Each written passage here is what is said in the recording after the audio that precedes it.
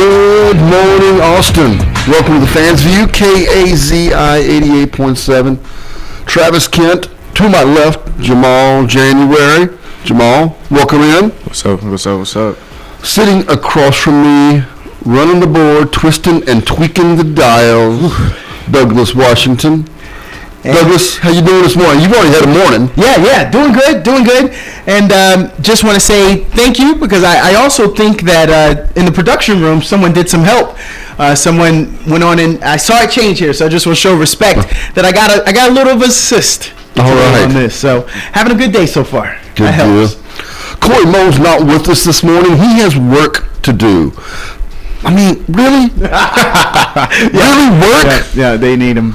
All right. That means he's important to them. Exactly. So I guess we got to be happy that they need him. I guess the station's going to fall apart if Corey is not there. It's a Super Friday following Super Tuesday. I hope everyone exercised their right to vote in whichever primary you follow. I hope you went out. We don't have many chances to voice our opinions publicly on something that can make a difference. Mm-hmm. We can always voice our opinions publicly. Yeah, I can stand on my front porch and yell anything I want. Yes, you could. Not anything I want, but I always ask, and encourage you to vote. So, hope you did. And we'll see. Come. Well, because there'll be a little runoff election coming up. Yeah. And then we'll get ready for November. So. It's coming. It's gonna be here quick. Yeah. It seems like it's already. I just can't believe we're already in March. March Madness is gonna be starting soon. I know. I'm excited. I know. We've got this weekend. We've got Texas. We got Oklahoma coming to town for the final Big 12 game. It's kind of fitting. Yes. That in this basketball season that Oklahoma and Texas are going to finish off their regular season against each other before they go into the Big 12 tournament next weekend. But Texas and Oklahoma both right now projected to be in the tournament. Certainly each of them would like to solidify another win going into the conference tournament to get ready for the NCAA tournament. But in other Texas versus Oklahoma news, last weekend, the Oklahoma women in softball fall to the Louisiana Monroe Raging Cajuns and have fallen to number 2 in the country, and your Texas Longhorns are the number 1 team in the land. I mean, how's that feel? Because I'm loving it. Yeah. It's pretty. We talked about this a couple of weeks ago, I believe, and how much ESPN has invested in showing women's softball recently, and especially it seems like this year it's amped up. Yeah. I don't have any evidence other than my eyes are telling me when I flip through the channels, I see more, and not just going on the ESPN app. And seeing the games that are streamed. I'm talking ESPN and ESPN2 are showing more games, it seems to me, than I've ever seen before. And I find myself watching more games than ever before. And it's a good product. It's a good product. It really, really is. So I mean, if you're not impressed with the rise ball, I mean, what are you doing? I know. If you can't respect how what that motion is just to throw that ball, well then you wouldn't be listening to this show. I can tell you that. That's right. We don't have to beg people that understand the sports. You're listening in. 39 people at this point streaming. These are our fans. That's right. These are the people. Well, we got plenty of things to talk about. Not only March Madness coming up, we got NBA. NBA is heating up. Yes. As the Dallas Mavericks are kind of cooling off, we got to figure out what's wrong with them. I can't wait to hear from you because I waited. I've been waiting today. I got to get your take later on when we talk that. We got some issues to work out. I think you know what one of my possible solutions is the guy that sits at the end of the bench. I've kind of been out on Jason Kidd for a little while now, but we'll talk more about that as well, and talk about the hotheads on the court, and we got plenty to discuss when it comes to Dallas Mavericks time for sure. Yes, we do. So we got baseball spring training going on. Bring it on. I tell you what, Adolis Garcia back on the field. We're still waiting for Josh Young as a Texas Rangers fan to get back on the field. Shohei Ohtani is working his way back as he's now hitting, and so we await his return to the mound pretty soon. So lots going on out in not only Florida but Arizona as well, as spring training is heated up. I want to know, I hope people can call in 512-836-2887. I mean, there's spring break coming up next week. Oh yeah. If you're gonna take your annual trip, if you're gonna do anything for this spring break, you're gonna go try to take something in. Call us up and tell us where you're gonna go, because we're fans. That's right. And we know baseball's here. I want to know where you're gonna go. This is the time. For sure. All right, Douglas, where do you want to start today? NFL free agency. All right. Because I like the woulda, coulda, shouldas. You guys remember? Travis, I hope you don't remember, because last year I was trying to get you to get King Henry, and this year I'd like for you to get King Henry. I've been now hearing a lot of talk that maybe he should go to the Commanders, so that if they're going to draft a rookie quarterback, you can have at least a solid running back, just a solid guy. They're pretty healthy on running backs, though. So they may not have to give up anything of those two guys. I mean, they would have a stable. I mean, we're gonna have the Hogs again over there. I really think that they're just gonna pound that ball. So I don't know where he's gonna go. I was kind of curious on you guys' thoughts on some of the players. It's not free agency because he was released, but Russell Wilson is out there. Yeah, he is. So, of course, we just had the NFL Combine. Yes. I tell you what, no sport is better at keeping their sport in the national spotlight than the NFL. Yeah. Year round. I mean, we start in August. Everybody goes to camp. Then we finally get to the season. Then we get to the playoffs, and then Super Bowl in February, and then March you got the Combine. Yep. Then you got free agency in late March and April. Then you've got OTAs, and then you got then the draft, and it's just it is they do a better job than any other sport of keeping themselves fresh in the minds of the people. And one of the things that helps is when guys like Xavier Worthy go out and run a 4.2.1. Jamal, January, you're a sprinter. Yep. I mean, that's fast. Ooh. That is fast. Oh, that's the record. Now that you put it out there, Travis. Hey, Jamal, at the height of your powers, you think you could have run a 4.2.1? I can give you a mid 4.2. I'll say that. So even you respect what that dude did. Absolutely. I mean, for those who don't know, Jamal ran track at Abilene Christian, sure did. And so he is in the know when it comes to speed. It was crazy because I was literally watching it and I was like, oh wow, he has actually really good form going out. He's actually moving. So did you catch the first one or the second one? I caught both. Right. 4.25. So even at the 4.25, do you think someone said? How do y'all think that happened? Did he say, I think I could run faster, or that wasn't my best? I want to go for the record? Because 4.25 is a long way from 4.21.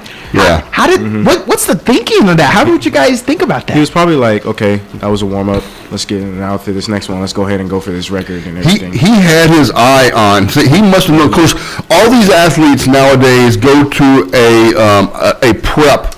Somewhere there are companies and there are training facilities across the country. I know we have several here in the Austin area. I know out in Arizona there's several high profile ones, and so these guys train specifically for this. They are working with sprinters to get ready for the 40. They are working with agility specialists to get ready for all the drills that they have them do, and so he clearly not only had been working on it, but had run enough to know that, because he had talked about he had 4.22 in his sights. He did not come out and say, I think I'm going to break it. But he clearly wanted to go out and try to challenge that record of 4.22. And boy, did he. The only thing that ruined it for me is because it always brings in the conversation about them and the fastest humans in the world. What ruined it is I start seeing a lot of comparisons to a very popular short race sprinter, the 60 meters. And then this gentleman did one. They said he did it at 85%, and that's Christian Coleman. Absolutely. And he did it at 85%, and he ran a 4.12. And that kind of taints it for me, because I didn't want that comparison. We know they're not. No one except for Bullet Bob Hayes. Yes. And that's a Cowboy throwback. We don't expect any football player to be the fastest. We all know even the cheetah is not the fastest human on the planet. We just can we just leave it football? Christian Coleman probably can't even run a route. He doesn't know what a 5 and out is. Can he apply that in a 5 and out? He might break his own ankle when he stops and makes that cut. So that ruined it for me. You know, the track versus sport crossover. Of course, we had Ronaldo Skeets Nehemiah played for the 49ers as a hurdler. Didn't he do some time with the Raiders too? He might have been with the Raiders a little bit as well. Of course, the Dallas Cowboys drafted Carl Lewis. He was a 7th round draft pick back in, oh my gosh, it would have been probably, 80, and he's a Texas boy, so he may have played some football. And so, and since, I'm sure there's somebody that predated Bob Hayes going to the Cowboys that was a track athlete that did make the crossover as well. But Bob Hayes is certainly, I think, most people would say, the most successful crossover, because he was, Skeets Nehemiah played a number of years in the NFL, but he didn't have the numbers, I don't believe, that Bob Hayes had. And so Bob Hayes was actually not only a great track athlete, but then turned into a great wide receiver as well. Of course, famously though, I do remember hearing some interviews with some Green Bay Packers during the Ice Bowl. They knew if it was a pass play or not, because Bob Hayes would put his hands in his pants when it was not a pass play, and he would have his hands out of his pants if it was a pass play. I didn't know that. That's awesome. So, come on, Bob. You're tipping plates. Exactly.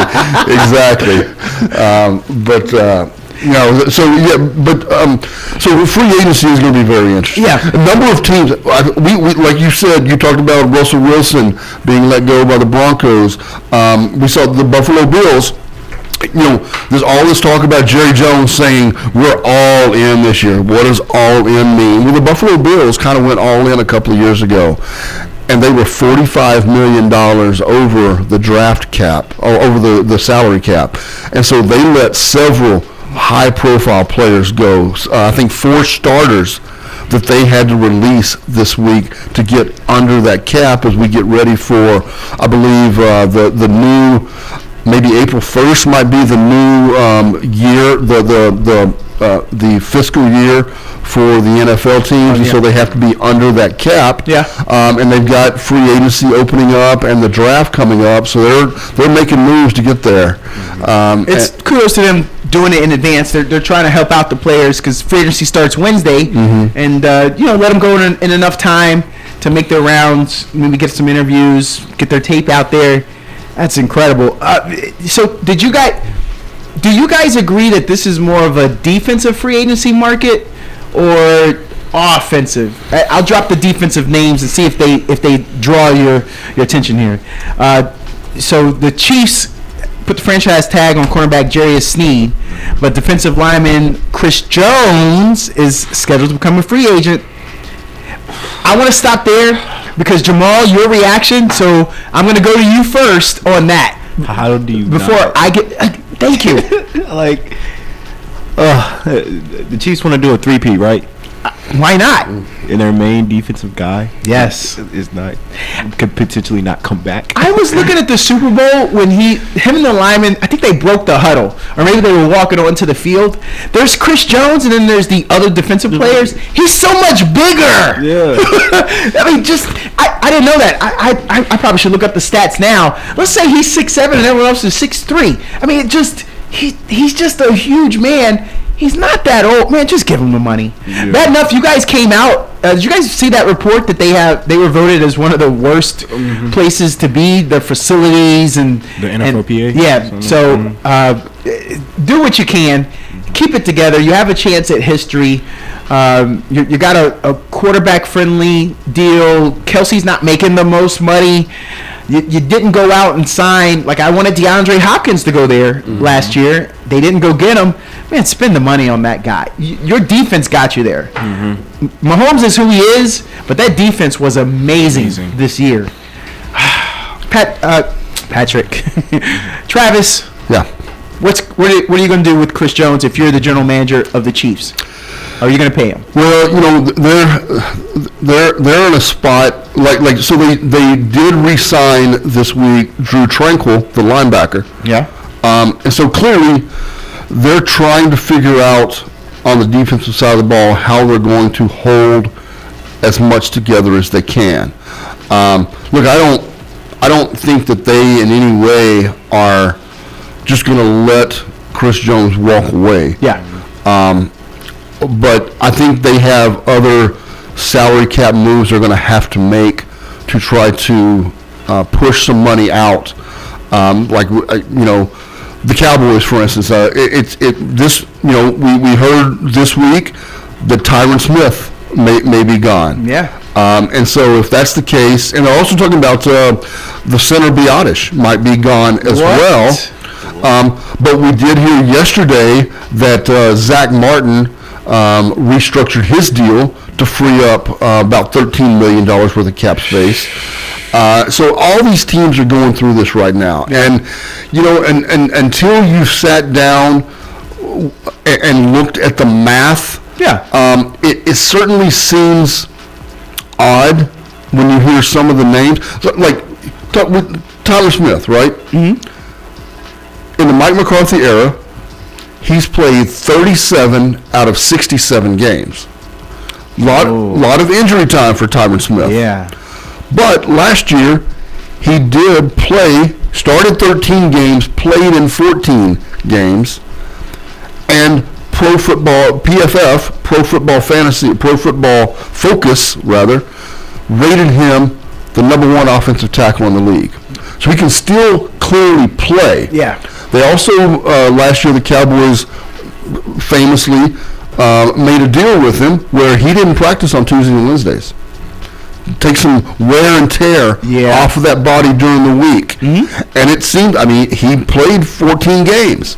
So if you can figure out a way to keep him on the field, you clearly want him on the field. It's just an issue of can you keep him on the field enough to make it worth it. And so all these teams are going through this.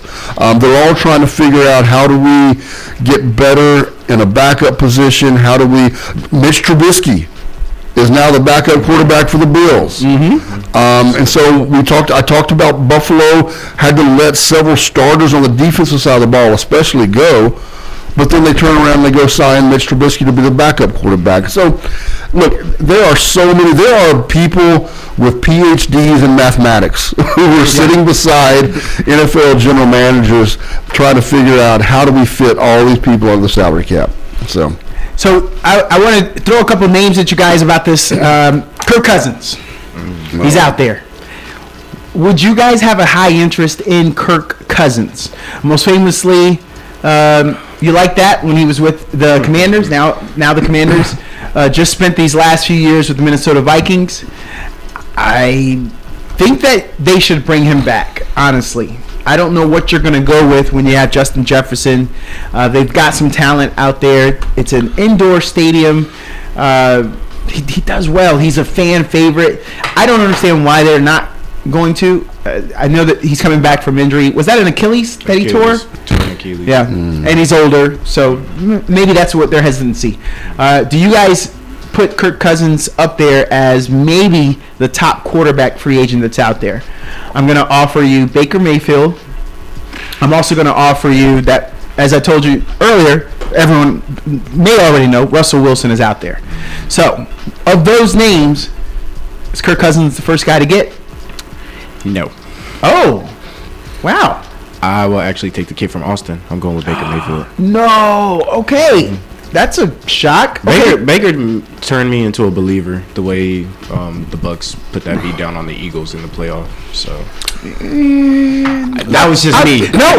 So I'll hold it. Travis, what do you say of those three quarterbacks? Yeah, so I'm gonna agree with Jamal. But it's a two-sided coin though, because I don't really think of Baker Mayfield as a free agent, because I think Tampa Bay is going to re-sign him. yeah, I think that. I don't think he's.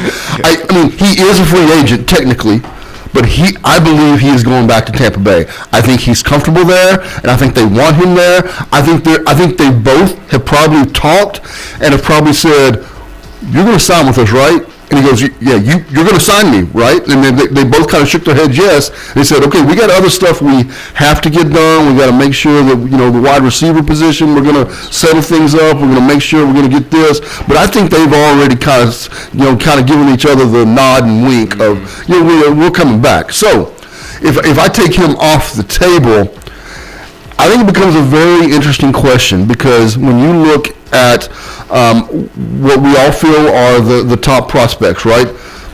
Kirk Cousins, Russell Wilson, and Ryan Tannehill. I think he becomes, and then I don't know, Gardner Minshew, I guess, is maybe the next in line. Yeah. And so, what are you looking for? Kirk Cousins, I think you can drop him into any offense and he'll be a more than competent quarterback for you. But the question is always, can he get over a hump for you? And so it's where you're at.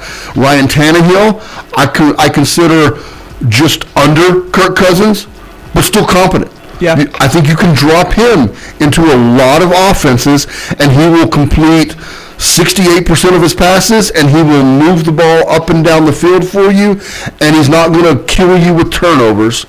But once again, he's never gotten anything over the hump. Russell Wilson Went to 2 Super Bowls back to back. I know.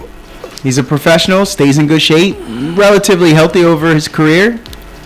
Very knowledgeable. My eyes tell me that what I saw the last 2 years at Denver tell me I don't think I have any interest in Russell Wilson. Somebody's going to. I just don't think I have any interest in him. Jamal, I don't. I'm a big Russell Wilson fan. Yeah, and it's like what he did at Seattle, and the way he came into the league and took control and was a leader.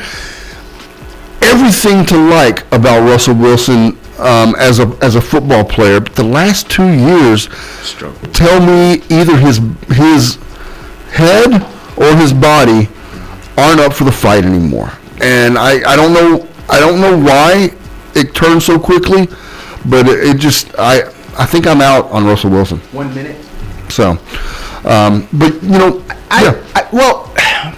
I was just going to say, the way you line that up, I don't want to argue with that, but I just want to offer, and we have a short moment here before we go to break. With 45 seconds. Justin Fields, though, he's out there. He's not a free agent, right? But we know he's going to enter the fray, and even then, that's going to dictate the draft order. So, in any of those situations, would either of you think that maybe Justin Fields should jump in there, maybe above Kirk Cousins or something? Or are you guys interested in Justin Fields? I've got a lot of interest in Justin Fields. I really do. I think he has good years of football in front of him. Mm-hmm. And I think once he gets to a program that with a offensive style We are back on the Fans View, KAZI 88.7. Travis Kent, to my left, Jamal January. Across from me, twisting and tweaking the dials and doing an excellent job this morning. Appreciate it. Douglas Washington. No Corey Mose this morning. Corey's got to work. He's got a press conference coming up at 11. Some excuse about having to get paid. I don't know. I mean, come on. Whatever, dude. Community radio, he could volunteer with us or be selfish and then go make money. Get that money, Corey. He's got his priorities out of whack. He does. I know. Whatever. So, hey, we got, I see the phone line lit up. Yeah. We got somebody on the line. I'm going to guess this is our usual leadoff caller. Who's batting leadoff today? Is this Mr. Oklahoma? Yes, sir. How y'all doing? Good, Mr. Oklahoma. How are you? I know y'all hate to hear from me, man, but I'm always gonna call in. Oh yeah. I don't hate it. We look forward to the Mr. Oklahoma segment. Yeah. It's on the run sheet. Put everything to the side. Mr. Oklahoma's here. I've been calling for years, brother, years. You know that, y'all. Oh yeah, for sure. We love it. We love it. Hey, people have died since I've been calling in.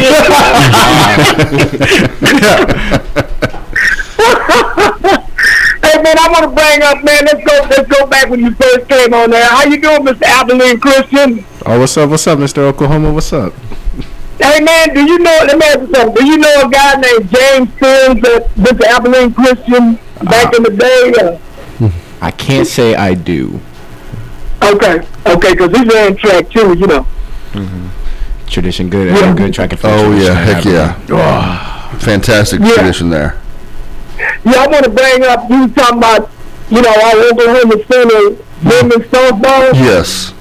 Man, we're in a good position, man. No, 100%. Yeah. 100%. Look, I'm as a Longhorn fan, you know that I'm happy to see the Texas women at number one. It is going to be a fantastic conference season. They got a series coming up in several weeks where it'll be a fantastic matchup. But Oklahoma opened their new women's softball complex this year, and the reviews are raving about this complex. Seats 4,500 people. It's a beautiful field. It looks great on television. I can tell you that.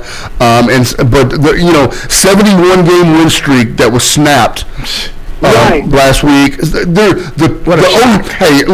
OU women's softball program right now is the program of women's softball.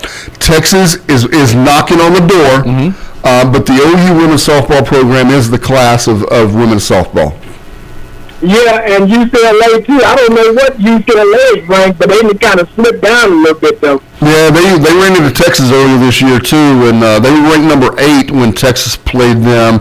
And Texas kind of took them to the woodshed. Yeah. I think that was like 16-1. Take this. Take Yeah, that. it was UCLA's fallen off just a little bit, but I guarantee you by tournament time, UCLA's going to be in the mix. That ship will be righted. Yeah.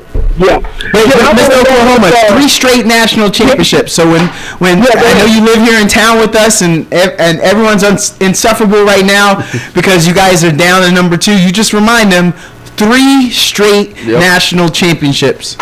That's enough. They'll shut up after that. That's right. Yeah, but man, sometimes you got to lose. Yeah, that's right. Yeah. And 71, man, is pretty. I mean, it's pretty amazing. That's a year and a half of the games. Yeah. Last loss February 19th, 2023. Yep. What? Yep. It's incredible. You got to lose sometime, and I'm hoping the Chiefs lose sometime too, because I'm tired of them, but. This guy. Wait a minute. You're tired of the Chiefs, but yet you're happy that you've won 3 straight. Even the Chiefs haven't won 3 straight national championships. Come on, man. What are you doing? Never said it. Yeah, but man, how many Super Bowls they won? 3 straight? No. 2. 2. 2 straight. Okay, 2 straight. Two of them. I'm kind of sick of him and him and that girl up there kissing all on TV and all that. Man, I don't want to see all that. But you literally are the Chiefs, though, of the softball world. Yeah. People are tired of you guys winning, to include the people you live next door to. You do know that. And you acknowledge that. Not me. I'm not tired of winning, you know. See, it's called FanDumb. Because this fan is dumb. Mr. Oklahoma, I'm mad. You're making me mad. Hey, you know what, man? I want to bring up that, Yes. you know, running the 40. Mm-hmm. You know, my best time when I was in the 40 was the 4-4. Good Lord. I was a second fastest on my team when I ran track. That's a good time. That's a good time. Yeah. You know what my fastest time was? Because I was Yeah, what was it? I ran a 4.89. Literally, so my senior year of high school. So we go to run 40, and I was a tight end and a defensive end. Man, I'm not a speed guy. You know that wasn't part of my game. But when my sophomore year when I ran I played a veer option quarterback, I wasn't keeping the ball. The only time I kept on the option was when we needed like 2 yards, because I wasn't going to break an 8-yarder for a first down. No, I was just getting the ball in a running back's hands. Anyway, so I literally, me and my best friend was our quarterback, and he was not we ran the wishbone, and he was an option quarterback. He was effective, and Rice was recruiting him, but we both were in there going, you think we can break 4.9? And he ran a 4.87. I ran a 4.89. I never ran a time 40. I was a wrestler and ran track, cross country, so I never ran it.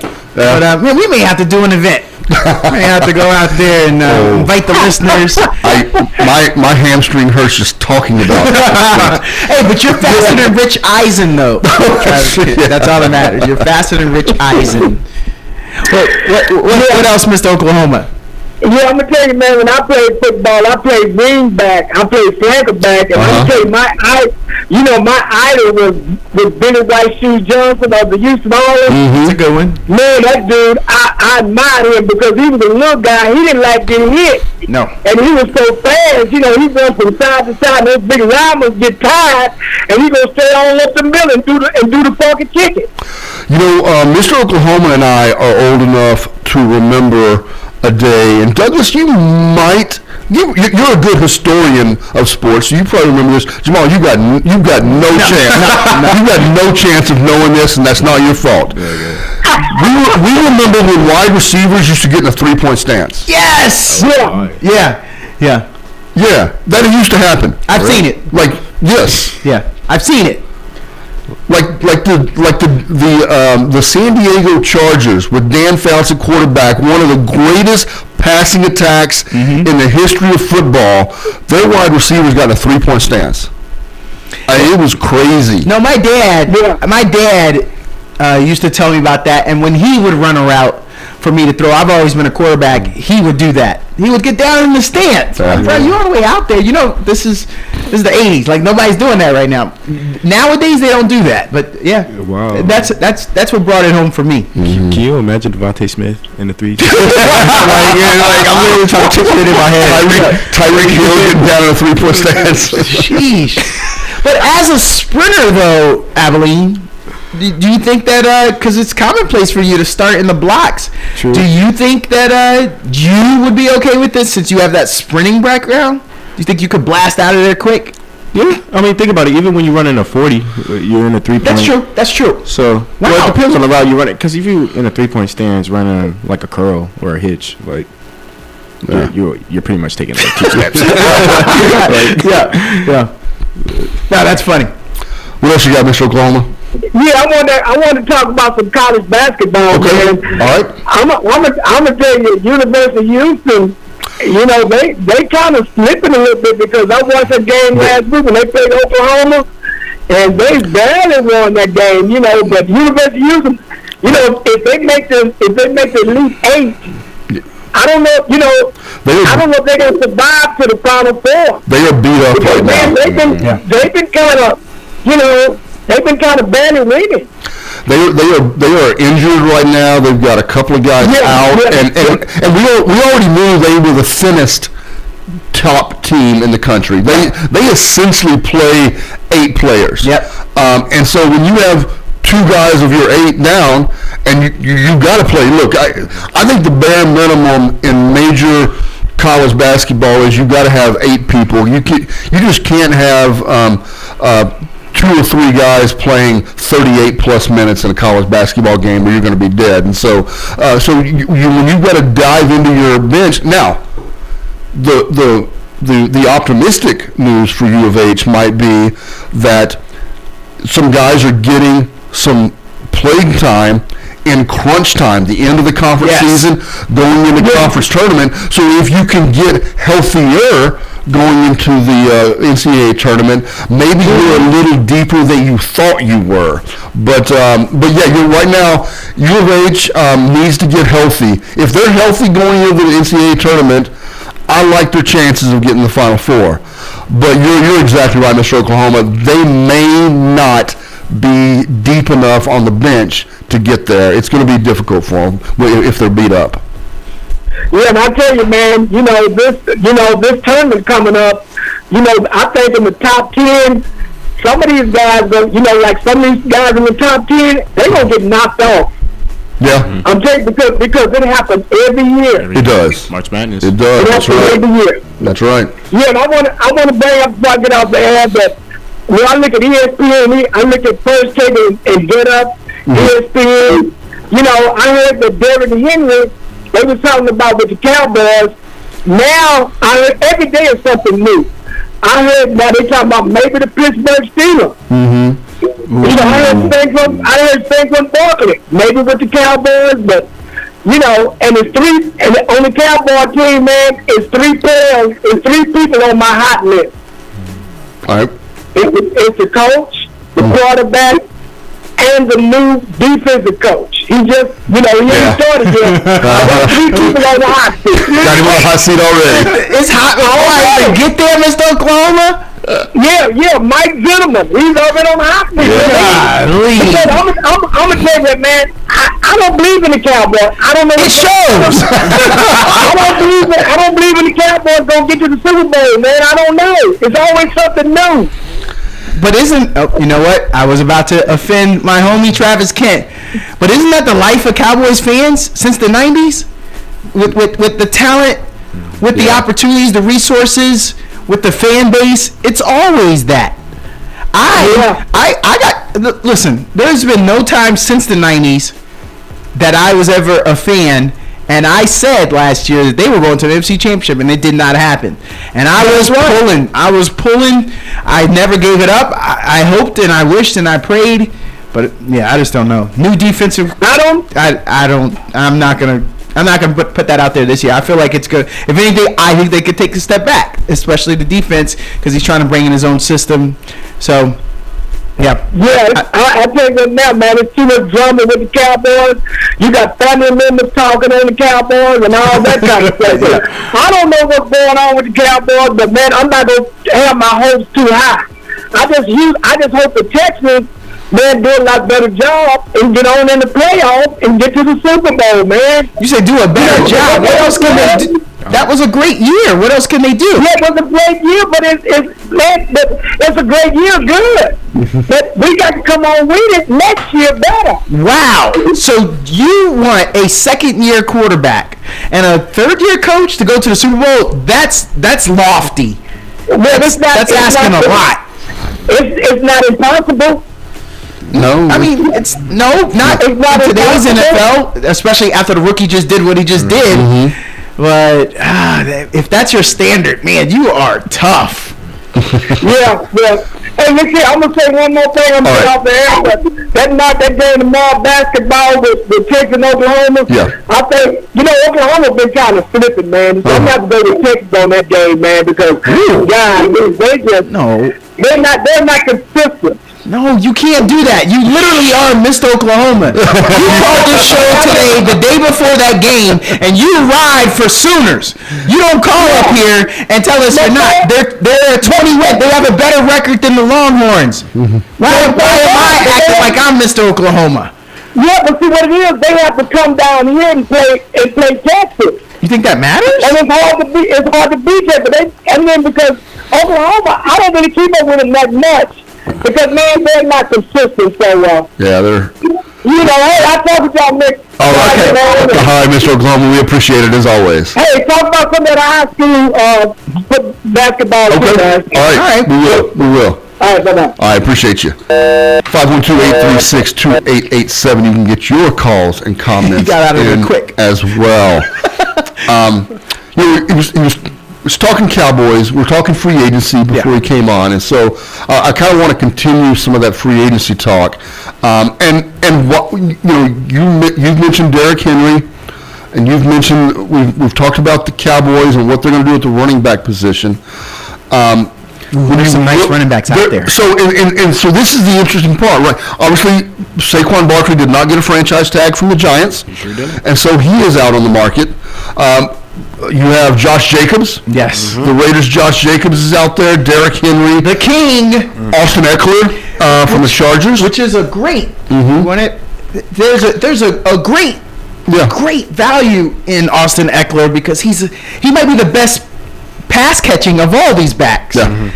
But Josh Jacobs is available too, and he's an amazing catcher. That's right. So between those two, I'm just kind of curious. All right, so we got another call on the line, so we're going to jump right back into the phones. Caller, you there? Good morning, how y'all doing? Good morning, how are you? Great, thanks.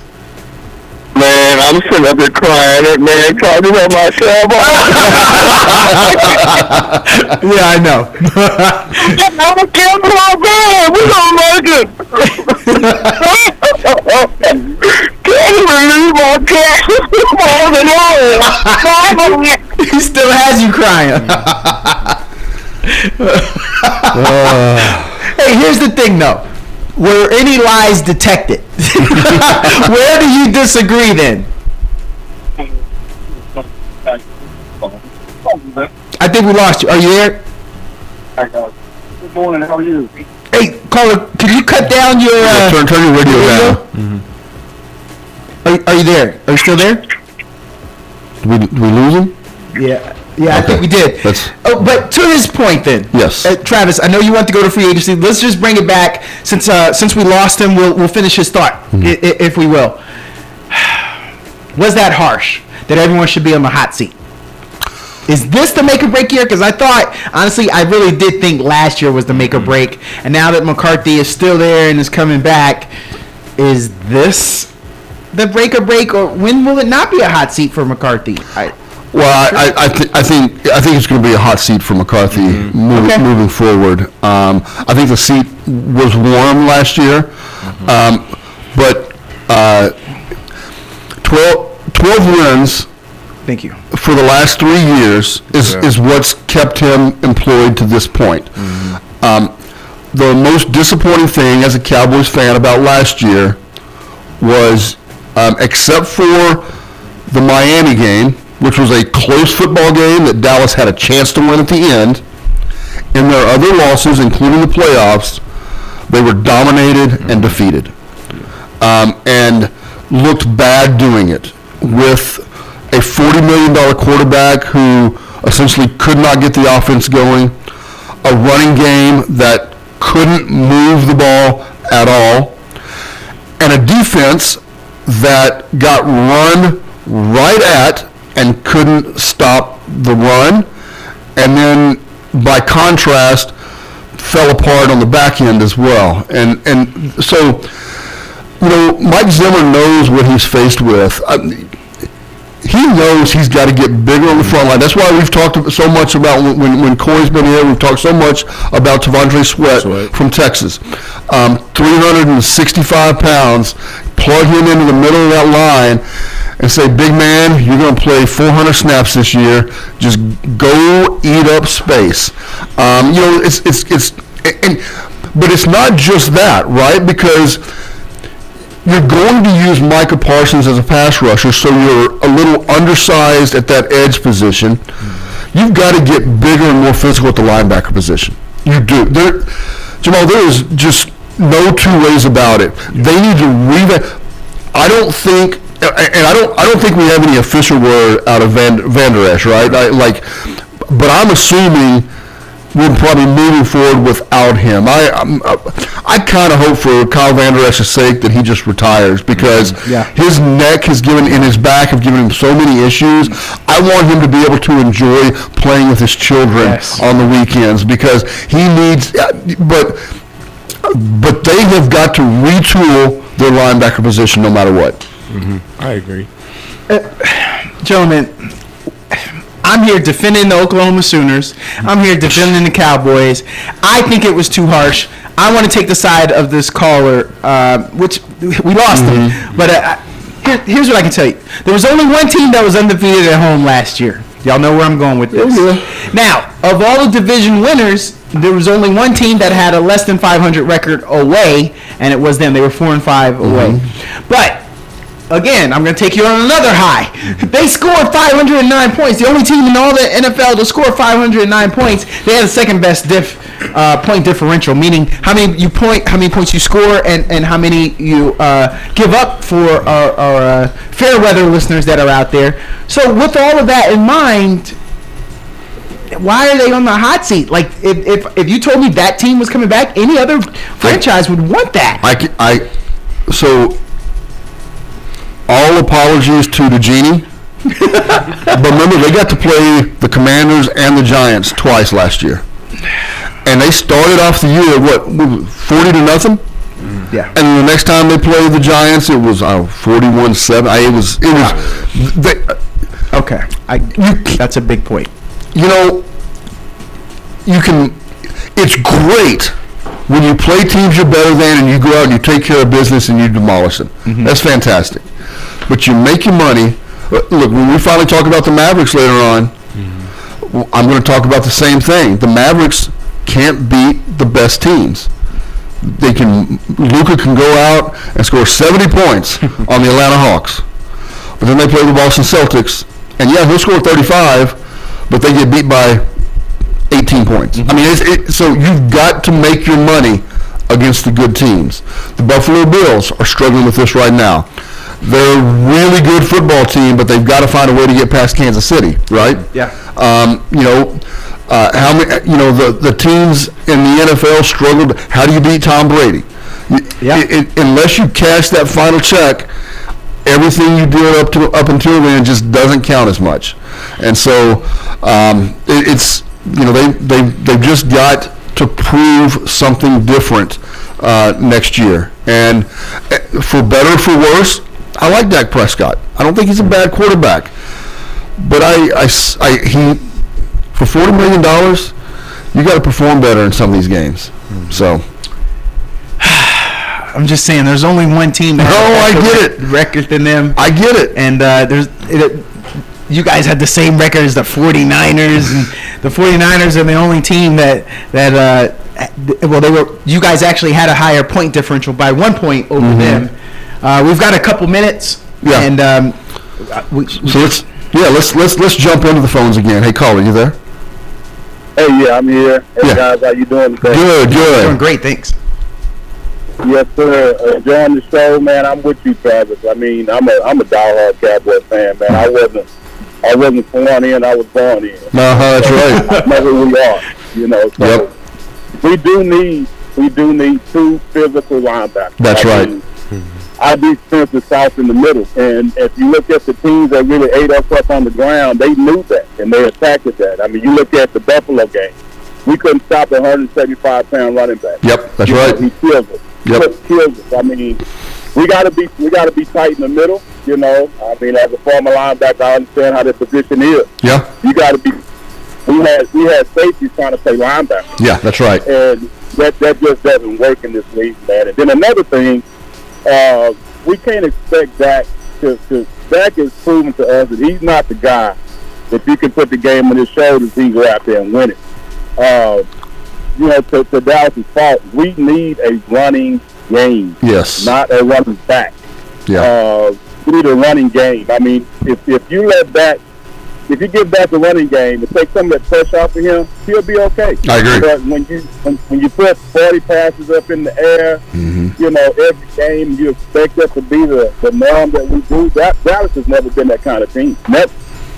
You know, even with Troy Aikman, we had Emmitt Smith. You know. Yeah. So, man, I'm like the other fan. I'm not to the point of crying, you know, because I already know what's here. It's just that, you know, we have too much talent to be where we are right now. I mean, yeah, a lot of teams would love to go 12-5 3 years straight, but if you can't win the big game, what does 12-5 look like? I mean, that's my disappointment. Yep. No, I'm right there with you. Yeah, I'm gonna get off the phone. Let you guys talk, man. Great show today. We appreciate you. Thank you. Thanks for calling in. We appreciate it as always. Yeah. Well, I was just going to say, of the top defensive players that are available, there are no linebackers. So if you're drafting, again, you're starting from scratch. So at this point, again, if there's no fix on the horizon right now, how can you hold that against the coach? That's all. You said it, Travis, and I appreciate him listening. He agreed, but what I'm saying is there's no fix. And so what is another coach going to do? Even if you draft the heir apparent linebacker this year, then that means McCarthy got it right. And then next year, the new coach is going to inherit that guy. And then, yeah, if y'all run off 3 championships in a row, was McCarthy really all that bad? So if we know something has to be fixed and he isn't the fix, do you agree? Do you agree, Jamal? Because I don't think you're a Cowboys fan. Not at all. Right? So you could give me your true opinion on it to tell me, am I wrong? Because I want to take these guys off the hot seat. And by the way, remember, I was never in favor of the Zimmer hire, but whatever.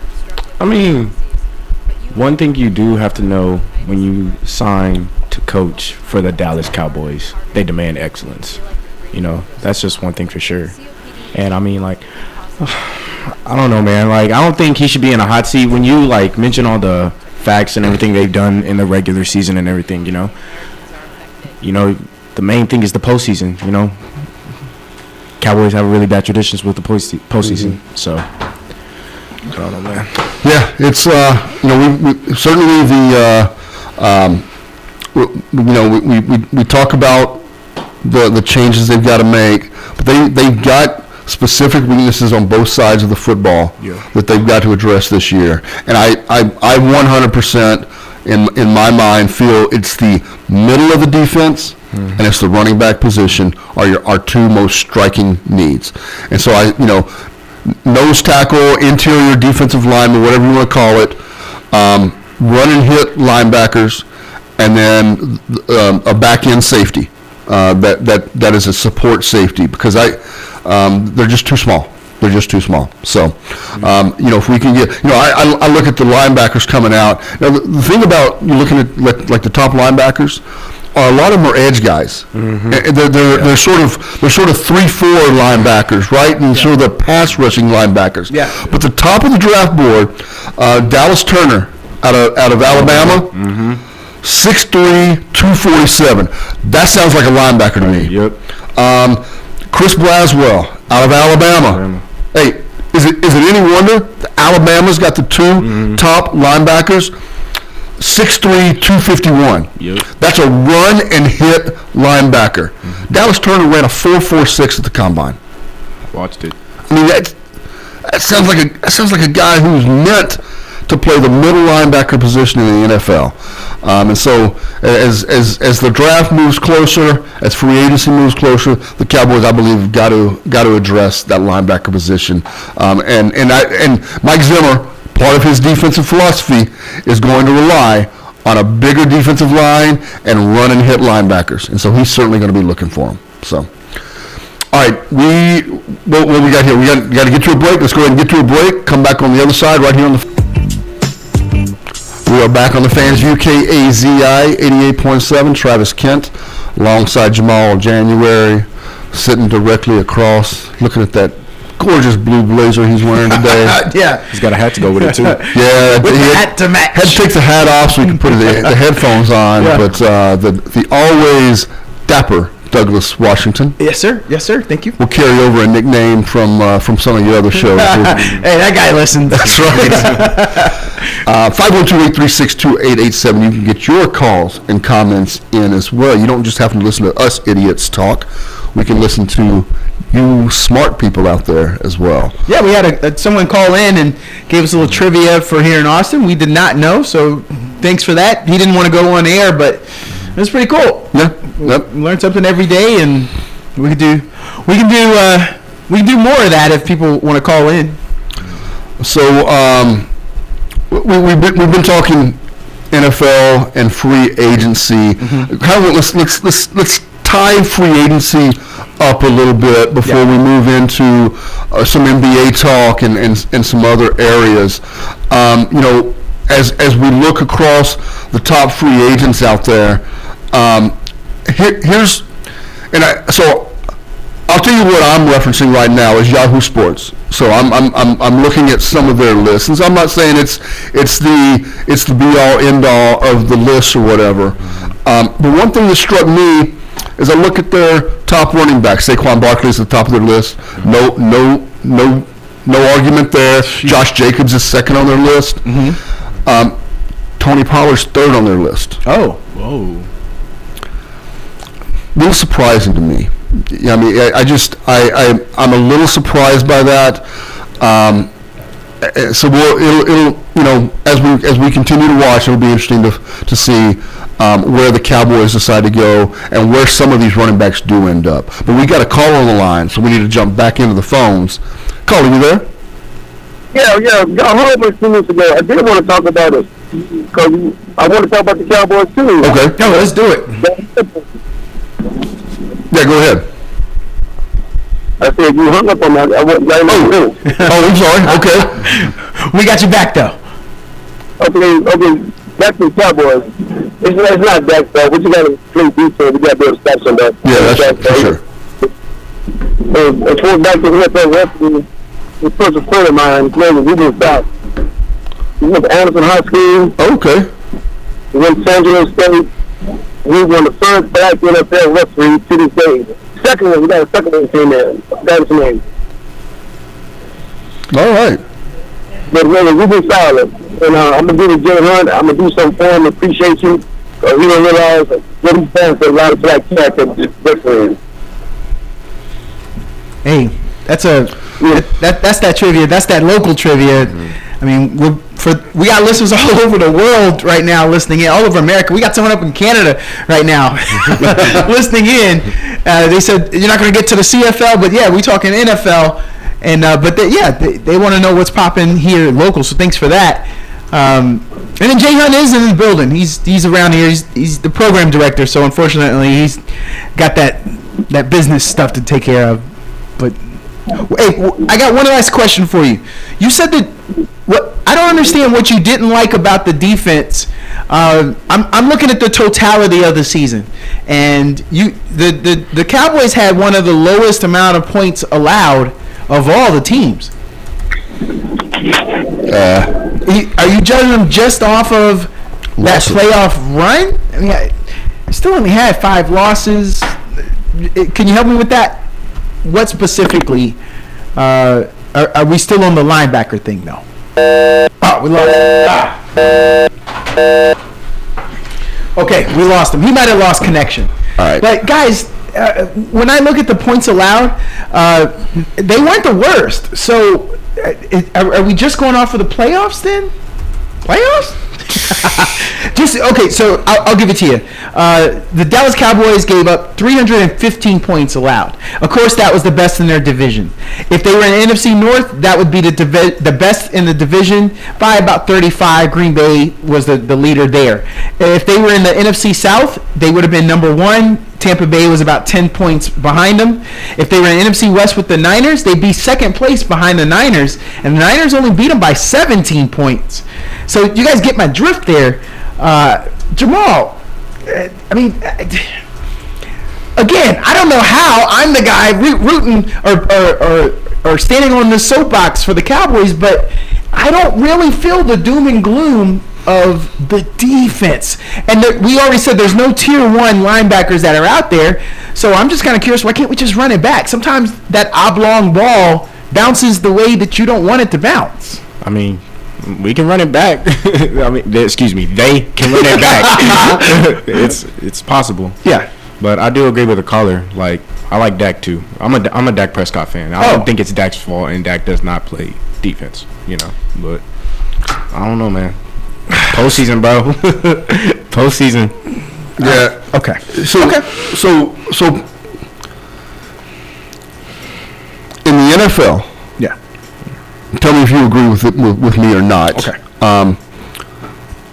To me, in the current NFL, 28 points is the magic number. You score 28 points, you should win football games. Yes.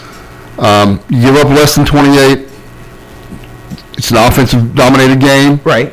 That's the magic number. Yep. I like where this is going. So last year the Cowboys losses, right? So they lose 28-16 to the Cardinals. Okay. That was a bad loss. Oh my gosh, that game. There's no two ways about it. That's a bad loss, right? How did that happen? 42-10 to the 49ers. 28-23 to the Eagles. A good football game. Dallas had a chance to win at the end. Yes, they did. 28-23. They were trying to score right at the end of the game to try to make that a 30-28 football game. That magic number 28 keeps popping up, right? Yes. Okay. So then you end up with the loss to it would be the next loss would be the Bills, 31-10. Once again, you give up more than 28, and you can't get into the 20s as an offense. The problem with the Cowboys last year, then they had the Miami game, that was a close loss as well, and I actually think that final score wasn't that, but it was 22-20. Okay. So you didn't get to the 28-point mark, but you didn't give up the 28 points. It was a good football game is what that was, on the road. So the key point here is that both sides of the ball failed them in their losses. Okay, yeah. Because that's where I was going to go. You said 10, you said 16. I'm like, yes. I thought we were Dak lovers here. I thought Jamal just said I like Dak. Yeah. I mean, no, it's, to me, there's plenty of blame to go around on both sides of the football and their losses. When they are deficient, they tend to be deficient on both sides at the same time. And that's the problem. Because, there are games, sometimes you've got to load up on your offense because your defense just doesn't have it that day, and you hope that you can pull out a 38-35 victory. And then sometimes your offense does struggle, and you need to try to find a way to win a game 17-14 or whatever the case is. They had a couple of those games, but they fell short in both of them. That Miami game and then that Philadelphia game, they fell short in those two games that were lower scoring, hard-fought games. Yes. They couldn't get over the top. But the other games, they just failed miserably on both sides of the ball. Apologies, listeners. If you're listening, though, you know Travis is the resident fan. You know me, I'm undeclared. And then Jamal, he's a Texas boy. So he could talk this all the way. So apologies if we're going to go just a little bit longer. Yeah. Gentlemen, just bear with me on this one thing to get him off the hot seat. Mm-hmm. I just want to say it quick. Okay. This is what you wanted. You fired, what was this, the offensive coordinator's name? Kellen Moore. You fired him. So you give it over to McCarthy. He scores the most points out of anybody in all the NFL. Why are we not happy? You got what you wanted. Again, in the losses, when he only scored 10, he only scored 16, yeah, he's got to own that. Mm-hmm. But the guy is doing what he's wanted. I don't know why you'd run him out the building, aside from the guy from The Greatest Show on Turf with awarded glasses. He's not coming back. What was that guy's name? Mike Martz? Mike Martz, yeah. He's not coming back. I'm trying to think of the best. Whoever did the run and gun with the Houston Oilers isn't coming back. Yeah. So this is where football is going.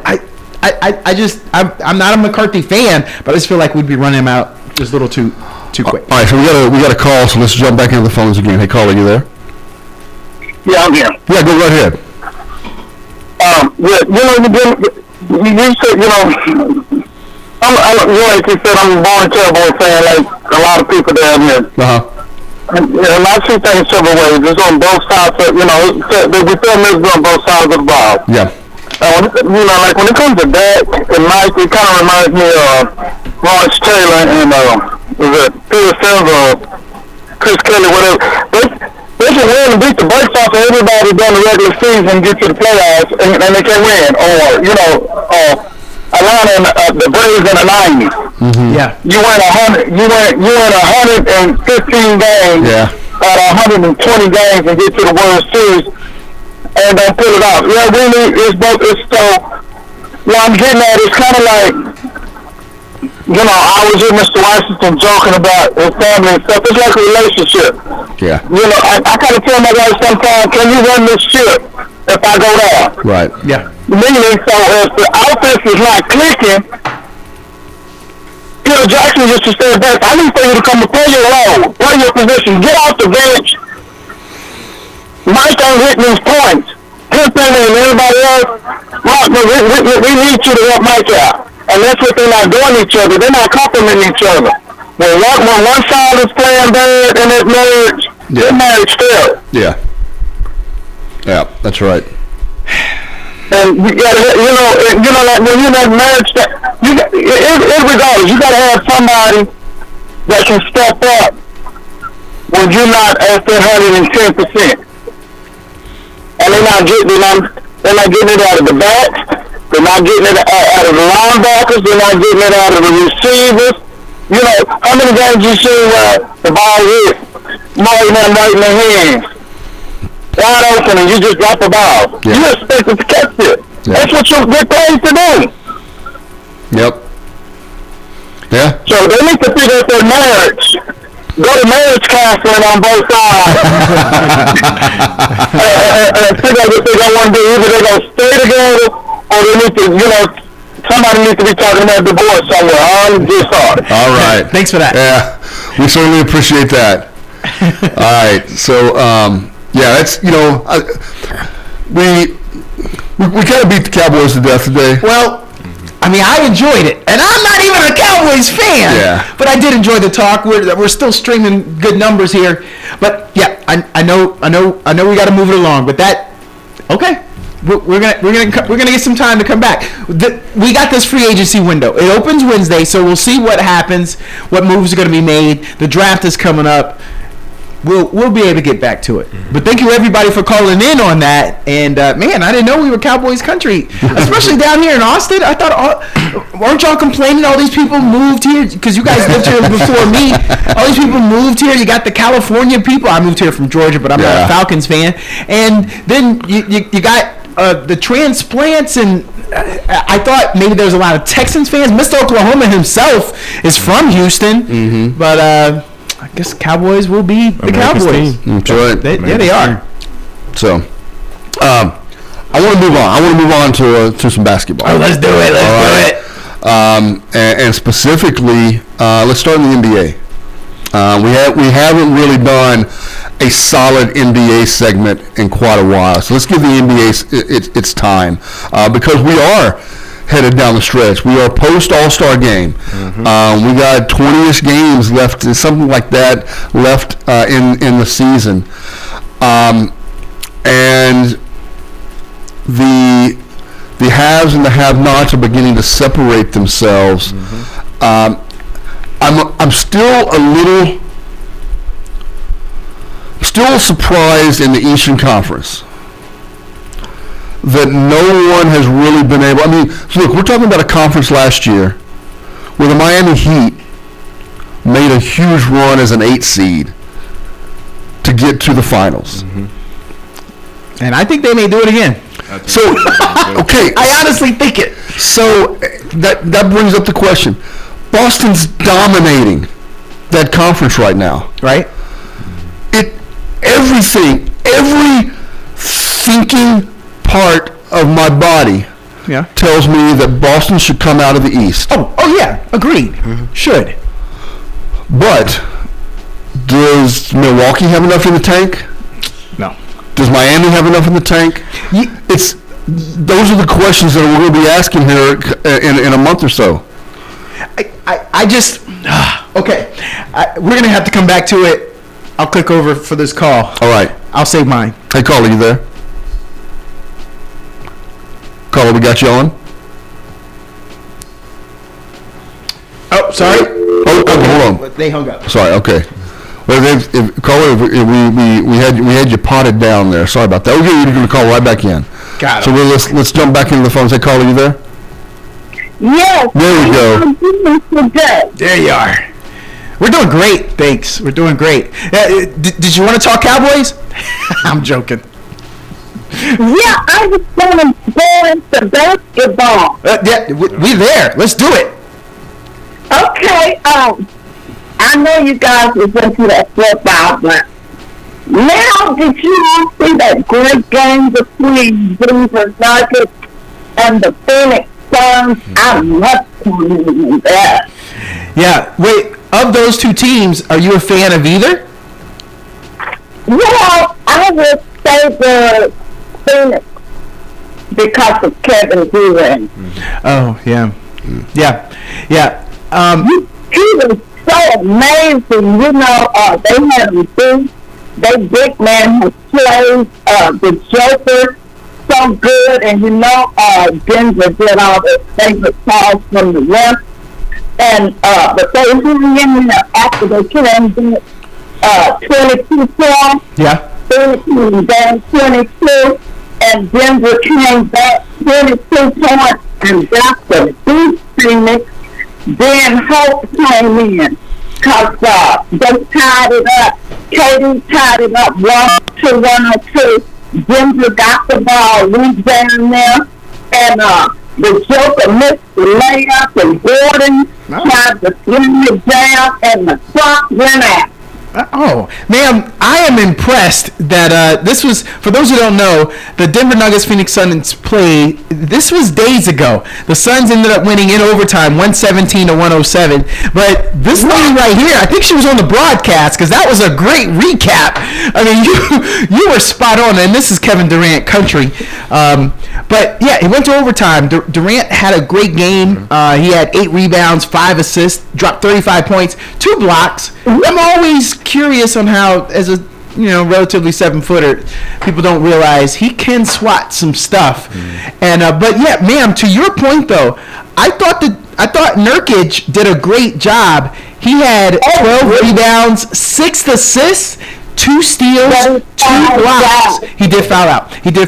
But he played great against Jokic, and I'm gonna say that's some European magic. He's not intimidated. He's like, bro, I'm European too. Like, I know your game. That was a bad accent, but yeah. They did not give up. They, after they came back, because Denver has had a win streak over everybody, and it's hard to beat them because they're a great team and get the ref favorite. So ma'am, thanks for calling because we just started this NBA talk. So I'm going to open this up to my 2 counterparts, but start the question with you. We started with the Eastern Conference, but since you talking about this game, you want to talk Western Conference. Do you think that this win that the Suns had in overtime over the Nuggets could propel them? Because we were talking about the East and who could get propelled. Do you think this can propel them? Because I think it could. You just beat the defending champions. What do you think? Yes, I think it could propel them, but they're not the team that I'm thinking might get up and win. But I think it will, send their hope forward. Okay. And the Eastern champion, I must say this, I'm going to relate, maybe you're talking about the Boston Celtics, but I'm going to relate them to the Dallas Cowboys. So he still ended up in Cowboy talk. Okay, how so? Y'all have a good one. All right, we appreciate it. Oh, she mic dropped us. She did the mic drop with the joke. She went out on the joke. That was good though. Okay, so she went to the West Coast, but we were starting with the East, so we'll make it back to the West. So Travis, you were going, and I thought before I was about to say, I think the Heat will be propelled. The Heat currently stand in 6th place, which is that playoff in.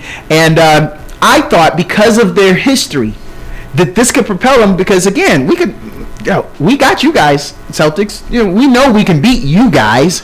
So they're not afraid. They're young, and if they're going to be healthy, they're not going to be afraid. And that's why I thought, who are they going to be intimidated by? Because no one in the East, to your point, which is what you started. Right. Who are they afraid of? Nobody. The team that's running away with it with a 7.5 game lead is the Celtics, and we can smack y'all around because we're the Heat. So I think that they could propel themselves. I mean, I think so too. I would say though, was it last year during the playoffs? Tatum kind of rolled his ankle against the Heat. Yeah. They almost Heat almost blew that. What was it? What was the lead 3-0? Yeah, they almost blew it. Yeah. So it was close, but the Heat as a franchise, I think every year, as long as Pat Riley is still in charge, and as long as the bench coaches are still there, I think we're always going to consider them a legit contender. They've just, as a franchise, for so long, have been able to keep themselves in the conversation, keep themselves relevant, and put a good product on the floor. I don't see that really changing anytime soon. Yeah. Well, the Heat are above 500. They don't have anything that really stands out. It's almost an identical record, home and away. I'm just strictly basing this off of, well, they have one of the greatest talents in the game, Bam Adebayo, that could dominate any point. And then if Mr. Clutch, playoff Jimmy, comes to fruition, he's getting older. At some point, he's been in the East for a while, so maybe teams will figure it out because he bounced around from teams, and maybe that was the thing. He kind of caught some guys, but he was with the Bulls. He was with that was the West team, Minnesota, because he was with Big Cat. But maybe now the Celtics have figured him out, and so I don't know if playoff Jimmy's coming back. And everyone above him, the Cleveland Cavaliers are young, Orlando's young, the Knicks are. So let's talk about the Knicks a little bit. Okay. Because newsflash, the Knicks are relevant, right? I have not missed out that. I wish our good friend Keith Braithwaite was here to talk a little bit about the Knicks, because he and I did a show together for nearly 15 years, and we didn't get to talk about the Knicks very much. Nope. And they're well above 500. They are. And Jalen Brunson is playing out of his fantastic. We know something about him here in Texas. Yep. But so when they can score the ball. Yep. Can they defend well enough come playoff time? Yeah, about that. So that's my biggest question with them. I like them offensively in the playoffs because I don't think they'll drop off. I think Brunson and the cast of characters that they've got out there will continue to put up points. I do wonder, can they hold up defensively in the playoffs? And that's that to me, that's the biggest question. For me, I'm looking at they're second in the Atlantic Division, for those who don't know. Looking at some of the guys they have, I got a couple guys from their team on my fantasy. They have this young guy out of Memphis called Precious. And which is just a perfect name to be in the NBA. They got OG Anunoby. Bogdanovich doesn't play defense, to your point. Are we giving Jalen Brunson defense? Do y'all remember? I wasn't living here when he was here, so maybe y'all watched him a little more closely. I don't consider him a defensive stopper, so I'm going to agree with you there. He puts out great effort. Okay, but he's just right. but he's the smallest guy on the court. Yeah. That too. Yeah. I mean, we've seen. The NBA is just built for guys 6'4" and over. That's just the way it's built. And when you're under that, you have to be special. Yes, you do. We saw Gary Payton, special. Yeah. And so effort is not just good enough. You've got to be special. Jalen Brunson puts out effort, and he's a good two-way player. He's a great offensive player, and he's a average defensive player, but it's mostly due to size. And that's the biggest problem in the playoffs that I see with them, is that they're going to have a tough time on switches on the defensive side of the ball that are going to get him in some mismatches. And quite frankly, if you target him, you can probably get him in foul trouble. And then all of a sudden you've cut the legs out of the offensive side of the ball as well. Can I offer you guys something? This is going to rub some salt into the wounds of the Mavs fans that are listening, but he's one of the shortest guys. There's only one guy shorter than him on his team, and that guy, no one's heard of him. So that's your point. He's not the highest paid on that team. No. Julius Randle gets more. Bogdanovich is like right behind him, and I was just kind of curious. I don't expect them to win the championship. What if LeBron goes there? If you insert LeBron on that team with Jalen Brunson, because LeBron said, "I'll go wherever someone drafts my son," and so I know I'm taking us away from that conversation, but if he goes there, the Mecca, he's played at the Lakers, and if you go to New York and you win a championship in New York, now can we call him the GOAT? So I like this Knicks team next year. Okay, so you bring up what I think is going to be the $1 million question. One is Bronny going to come out after 1 year? Okay, that's question number one. Okay, I got the answer. And then it becomes question number two. Are you willing to take Bronny to get LeBron for a couple of years? Heck yeah. I couldn't hold that one back. Sorry. Because Bronny is not an NBA player. Wait a minute. Travis Kitt. Stop it. You're a baseball guy. You got to make these guys professionals. That's what the minor leagues is for, right? You put him on a team. He doesn't have to go to school. You went to college. He went to college. I went to college. Y'all are athletes. Y'all know you get to focus. He's going to be a professional athlete. You can't tell me that he's a G leaguer, man. Thanasis is on the league, but you're going to get LeBron and all the money in the largest media capital of the world. No, I 100% hear what you're saying. And if you're the Indiana Pacers, I don't think you mess with that. But if you're the New York Knicks, I can see why you would. I can certainly see why you would. Yeah. I mean, it's a lot of money. That's a lot of money. You own your own you own your own network. You're going to get more games on national coverage. I can see why you do that. There are other guys out there I hate to say this, stealing paychecks. Yeah. I can name some superstars like he makes that much. Right. Yeah, for sure. So it's Kent alongside Jamal January sitting across from the guy who's pulling double duty today. He's got to be on mic and he's got to twist and tweak the dials.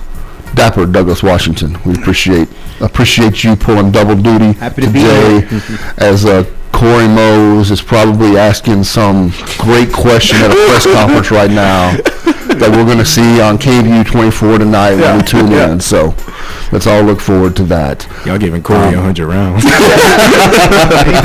Well, when Travis was away, we might have said some things. we might have accused him of. That one time I'm glad you called in because I was like, man, should we be like over golfing right now? All right, so during the break, we were kind of just milling about the NBA and talking about some teams. And obviously, going into the break, we were talking about who in the East can contend. But we pulled out some names of teams that we all kind of were like, where do they come from? And one of them's Oklahoma City. They got the big draft choice, Chet from Gonzaga. Yeah.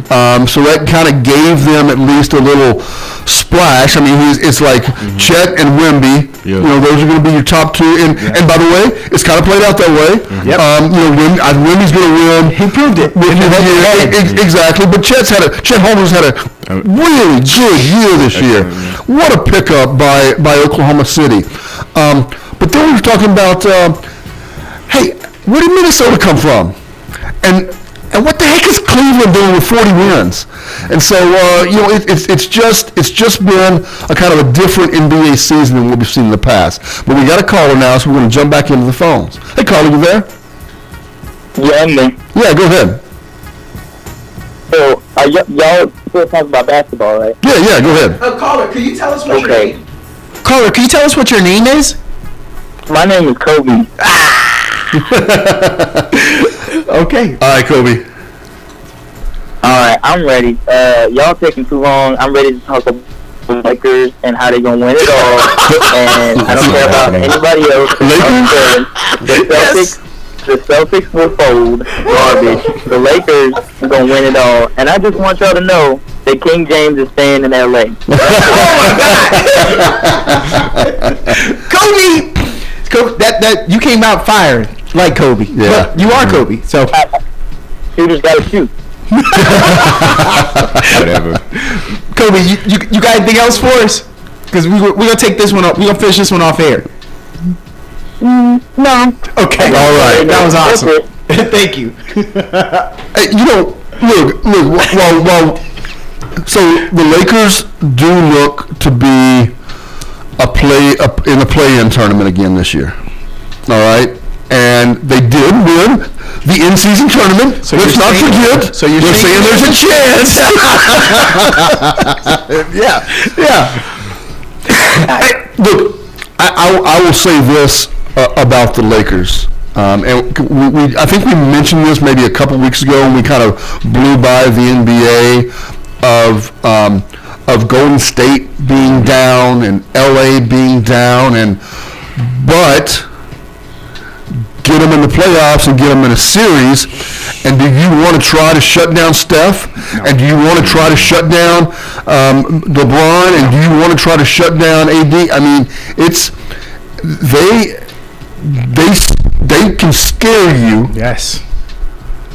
Talent-wise, I don't think they're deep enough. Yeah. The regular season is proving that out. But man, get them in a series. Let them go try to steal a game on the road, and all of a sudden, they can put a little bit of fear into your belly. Well, I will say to that other point that he brought up, it would be smart of the Lakers to go ahead and draft Bronny. Kupchak. Uh-huh. That's his name. Yep, Mitch Kupchak. Kupchak is in town. He's going to USC games. He's seen the boy around the building. You know what you're getting. You get to keep LeBron for another year. All eyes are going to be on them. You get to do what the Seattle Mariners did with the Griffey family. Yeah, that'd be smart if he's available, depending on how they turn out this season. Or maybe you trade up. Maybe you sacrifice a few things so you could maybe get to number 12 and get a shot at him. Yeah. 15, right outside of the lottery. I don't know if the lottery people are going to risk it. I don't think they are. You get out of the lottery. And by the way, when I say I don't think he's an NBA player, I don't think he's an NBA player right now. Mm-hmm. But I certainly am not going to bet against the offspring of LeBron James to go to the G League for a couple of years, continue to work on his game, and one day be a very versatile NBA player. I'm not saying that. I'm not trying to take pot shots at Bronny, right? Yeah. I just. But you have to be able to take a chance now, because if you do this, you're committing to essentially keeping him on the NBA roster so he sits on the same bench with his dad for a year or two or however long LeBron decides to play. Then you can, and maybe you work out a deal with LeBron and say, hey, we got to get him some playing time, but we're going to do it at the G League level. And so we're going to send him down for 10 or 12 days, and then we'll bring him back. And then we'll send him down and let him play some, and then we'll bring him back again. But you're going to have to work out some deal, because he needs to play, but he's not going to be playing at the NBA level, in my opinion, right now. And that's going to be the biggest thing. He's 6'4", so I thought he was a little bit shorter. I thought he was Jalen. I did too. I kind of did too. I'm a little surprised he's 6'4". Has him listed as 6'4". Okay. 210. So kind of solid. What I've noticed, what I've seen him is that he plays good defense. Okay. And I was wondering if he could be a 3-and-D guy, if he could be a spot up or a corner. He locks down on good defense, good defensive players, and then he has a decent 3-point shot. I thought maybe then that would get him to the league, keep him in the league. But we don't expect him to be his dad, but as a 4, 5 year, 6 year career, that's not bad, and maybe he could float around the league. What are his? I got to be very honest. USC is not on my radar right now. They're not having a great season. What are his numbers this year at USC? He's 4.8 points. Okay. 2.7 rebounds and 2.4 assists. Unfortunately, his field goals are only 36%. Okay. So it's pretty low. Do you have his minutes per game? Is that stat on there? I don't have it. Yeah, so he's averaging 19.4 minutes per game. Okay, so he's playing roughly half of the first half and half of the second half each game. Now, is some of that based off of the heart condition? And it very well may we hold that against them? My guess is that they completely changed the way they were going to use him after that heart condition. Yeah. I'm sure they sat down with the family and they all came to an agreement of how to handle it coming back. Something just occurred to me. Yeah. Do you think that it's pretty much understood? Maybe LeBron said, hey, man, this doesn't need to be a showcase for him. Thanks for having him. Just go ahead and play him a little bit here and there. He's going to the league. Because we know someone's going to draft him. I don't think he'd get out of the first round, but even if it was the second round, someone's going to draft him, and then LeBron comes, and to LeBron, that's a win-win. That's an okay. Do you guys think that maybe this is what we know? We know it to be that it's going to happen? It's very possible. It's very possible. Okay. And to your to that other thing about my 3-and-D, he's only shooting 27% on 3-pointers. Yeah, that's not good. He needs volume, and that's going to be the biggest thing for him because. And to your point about where is he going to be drafted, he's not going to go lottery, obviously. It will be a great question to see if he slips out of the first round because some of those teams on the back end of the first round are going to eyeball the possibility of a Bronny LeBron matchup, right? And so the other free agent. Because I think some people, LeBron is liked, right? Don't the old heads be like, he's too friendly. Someone else might come. He might be able to attract someone else to come to whatever that team is as a free agent. Because LeBron's going there on a nice deal. Right. I don't think he's going to command a lot of money. No, I don't think he is either. And so maybe you could go bring another guy in to whatever that team is and literally just change. You could flip it. You can. You can flip it in 1 year. I mean, you certainly could. All right. I was just kind of curious. So, and he only shoots free throws at 62%. That'll be the last Bronny. So he's also, that's bad. Yeah, if you're shooting 62% from the free throw line, it doesn't bode well for you getting a lot better from the 3-point line. Right. So, big shock. Yeah, considering who was it? Maybe you guys know the stat. I don't know why I don't remember. I was watching. It was the Mavericks were playing them, and they were saying. Maybe it was somebody with the Celtics shoots 65% from corner 3 this year. Whoa. The corner 3, there's a player in the NBA this year that is shooting 65% on corner 3s. I missed that. I'm like, what? That's another big, to me, it's a big debate. I don't know if it's going to be a big debate at the NBA level in the rules committee or not. But there's more and more talk about is the 3-point line is moving back the 3-point line again going to happen? Yeah. And I'm under the personal opinion that if you're going to move it again, you need to get rid of the corner 3. Mm-hmm. Yeah. And I don't know that the NBA will do that though. But the more you move back the line. That corner 3 can't go back any further. Yep. You either leave it right where it is, or you completely get rid of it. And guys these days shoot the ball so well. Yes. From that corner. I'm amazed at how many corner threes go down.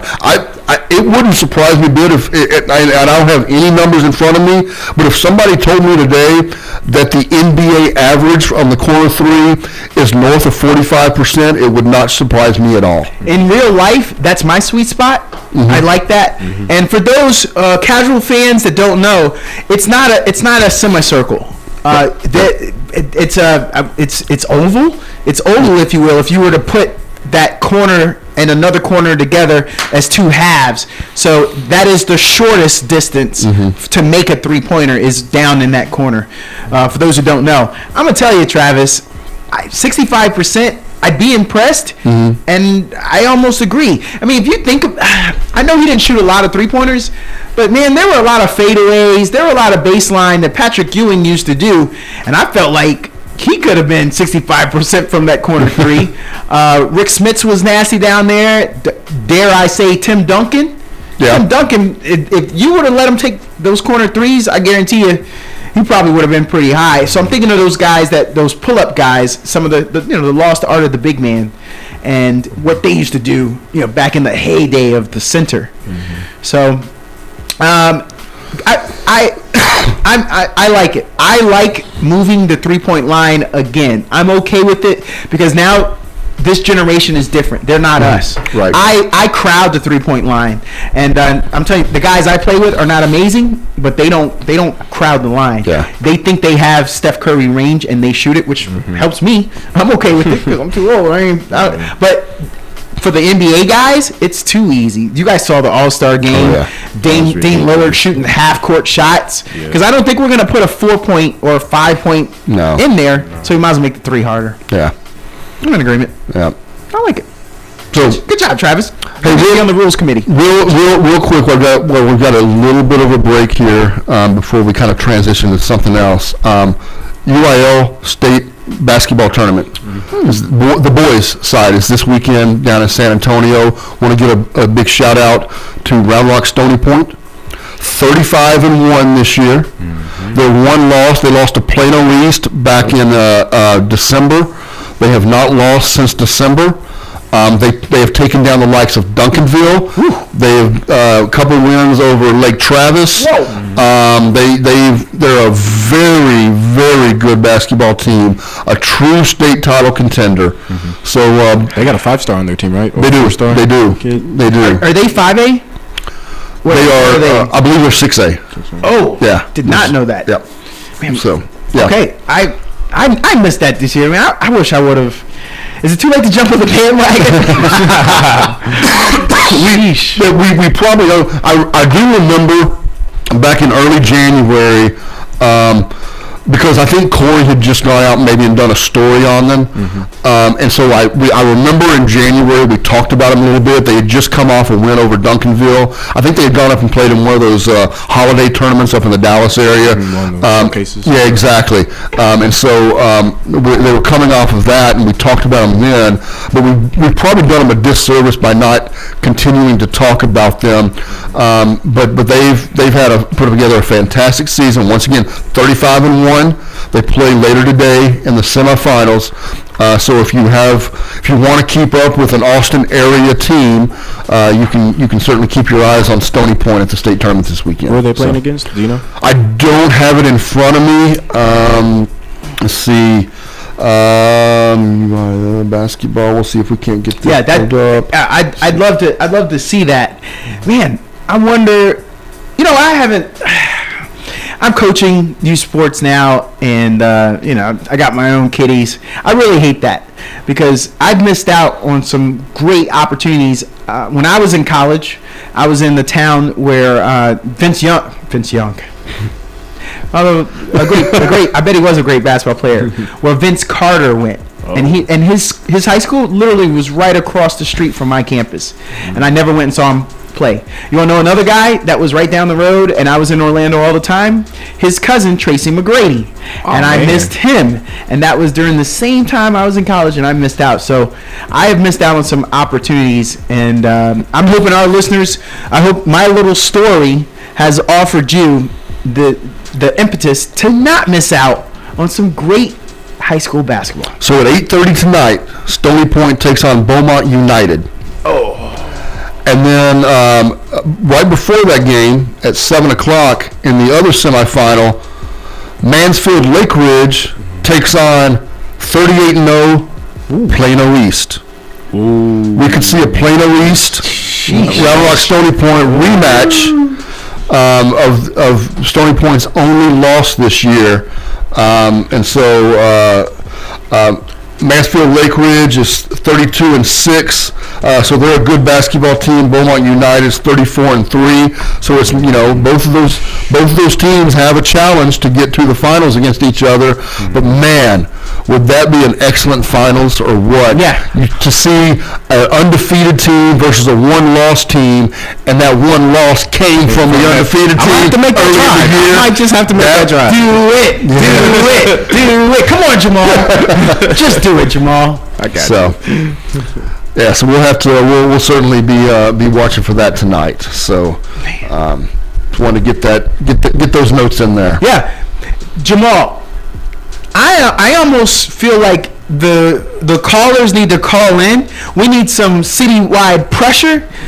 Jamal, if you have the free time to go, you certainly should go. I got you. And then come back and fill us in. Tell us all about it. I got you. To play, and bring me a T-shirt too. I'll pay you for it. That'd be cool. That way I could walk around in it and be like, man, this was an amazing game. And hopefully no one asks me if I win. They just look at the T-shirt. Like, oh yeah, that was a good year. Travis, Yep. Are you able? Like, are you gonna maybe start putting that in your schedule? Like, could you start going to more high school basketball, or you just? Because I feel really bad that I'm not going. Yeah, I was just wondering. No, I would like to go more often.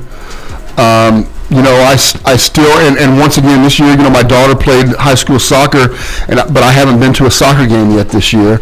And tonight is the end of the district season for a lot of the teams. So, but so we looks like the phone lit up. So let's check out this last phone call. Caller, you there? Hey, Travis, what channel those high school basketball games on? I've been looking for them, man, and fast forward them. I can't find them on 674. You know what? If they're not, He's gonna do a quick check for you. Yeah, East let's- Oklahoma. let's see, because used to be they carried most of them on Fox Sports Southwest back in the old days. Let me look and see if I can find see, if any of them are going to information. be coming on. But Okay, they should be on now. It seems like the 2 and Certainly. 3 they should be on now, right? yeah, they should be. Yeah, So it says postseason broadcast options, live stream on NFHS. Linear TV broadcast is not allowed. Wow. Oh, man, Looks like that's the only way. yeah. I'm on the UILtexas.org, and I clicked on media, radio and video broadcast information, and that's what it had.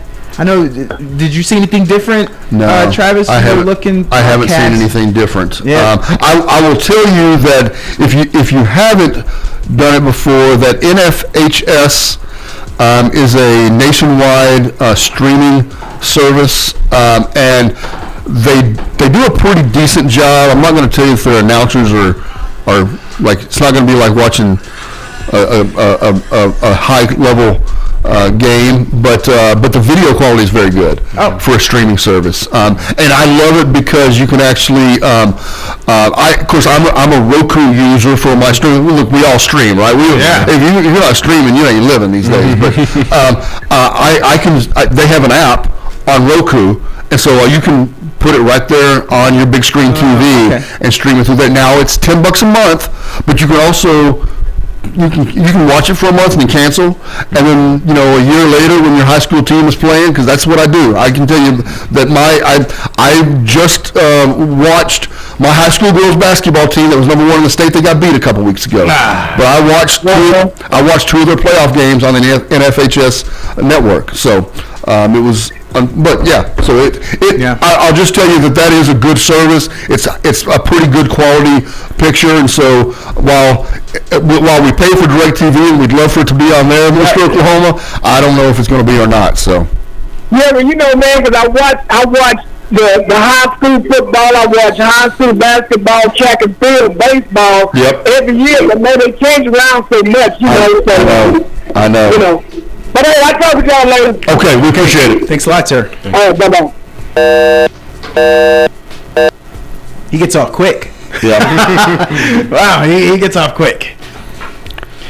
Yeah, I don't see. I'm looking at my online guide and I just don't see it. And I didn't have the heart to tell him there's radio. Maybe on Saturday they'll have the finals, but I don't see that they are broadcasting the semifinals anywhere. So it's unfortunate. Yeah, it is. They still broadcast nearly all the football. In fact, I think you can watch all of the football games during the state tournament. Mm-hmm. And I do know that they used to broadcast most, if not all, the basketball games. But man, it certainly seems like maybe that contract has gone to an online provider as opposed to the traditional TV providers now. So we're getting up to 83 degrees today, gentlemen. Tell you what, got a little rain overnight. You haven't talked to any golf. You gonna pick up a club this weekend? What you got some opportunities? Probably not this weekend, but I need to pretty soon. Yeah, because the weather's breaking. It is, and plus I got a couple of. This is in my industry I work in. This is golf season. We have a lot of industry tournaments coming up. Hey, so I got to shake off the rust. You better get don't make us look bad. All those guys will be listening for the wrong reason, so they can call and be like, "Hey, I thought you were a sports guy. We kicked your butt." That's right. Our guys, you need to get those shots up. All right. Well, I tell you what, we got to make way for Giannis to get in here. We really appreciate all the calls this week. Jamal, thank you for helping us out today. And